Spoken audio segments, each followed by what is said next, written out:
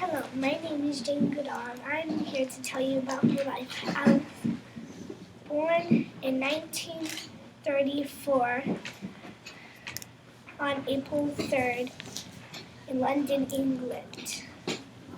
When I was 1 year old, my dad took me to the London Zoo to see the first ever baby chimp born. They named him Jubilee.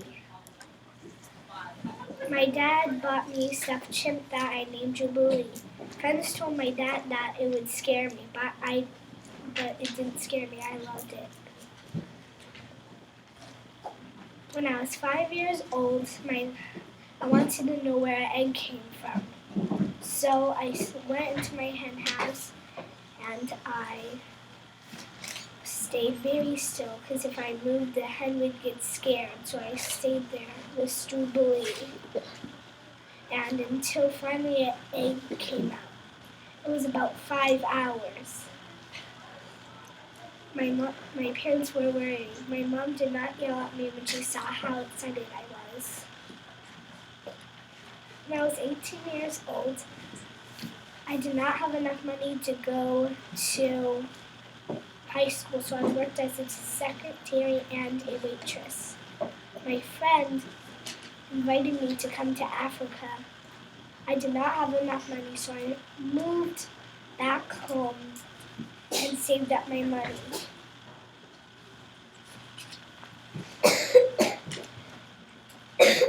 In 1957, I went to Africa on a boat with my mom. There I met the famous anthropologist, Dr. Louis Leakey, and he gave me a job digging for fossils. I didn't like digging for fossils, but I liked watching animals more. In 1960, Dr.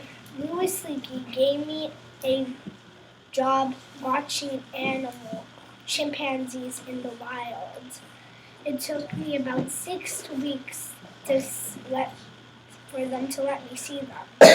Then my favorite chimp, who I named David Graybeard, let me see him. I holded out a banana to him and he took it very nicely.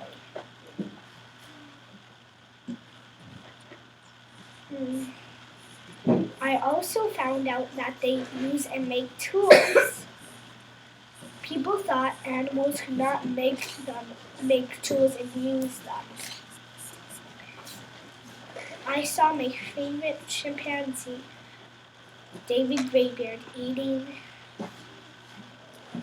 termites out of their nest. He had a stick and he stuck it down the termite nest, and then he got the stick and he started to eat the termites on it. I also found out that they eat meat. I saw David Graybeard eating a bush pig, and he shared it with some other chimps.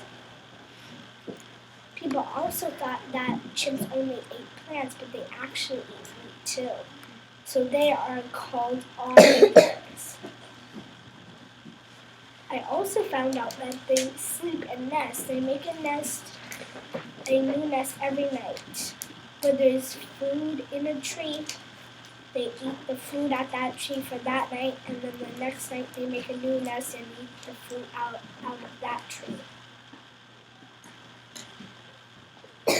They are like humans. They adopt baby orphan chimps. They fight with each other. They fight over the best places to live, and they also make homes every night in trees and eat.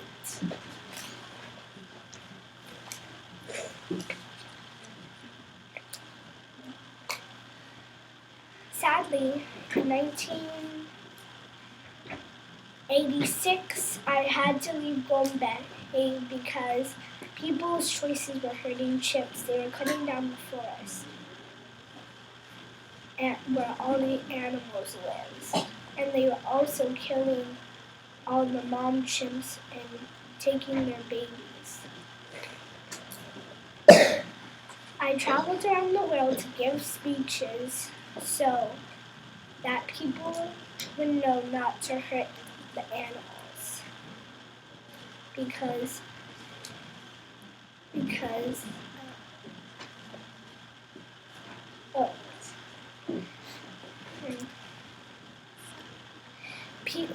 people's choices could hurt, they were hurting the animals, and chimpanzees could be extinct. There was 1 million in 1960, about to 3,000 today. If we keep this up, there will be no chimps left in the wild. I started the Jane Goodall Institute to teach people about their habitats and where they live and to help them. I also started Roots and Shoots that teaches young kids about how some choices might hurt animals and their habitats. As they get older, they will identify problems in their communities, and also they will work together to find solutions.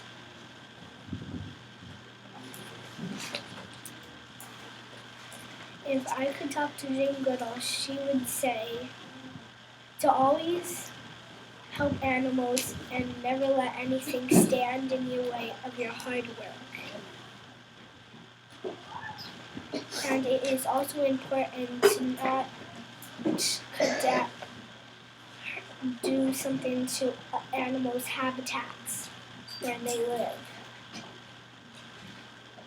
This was my presentation. I hope you enjoyed it.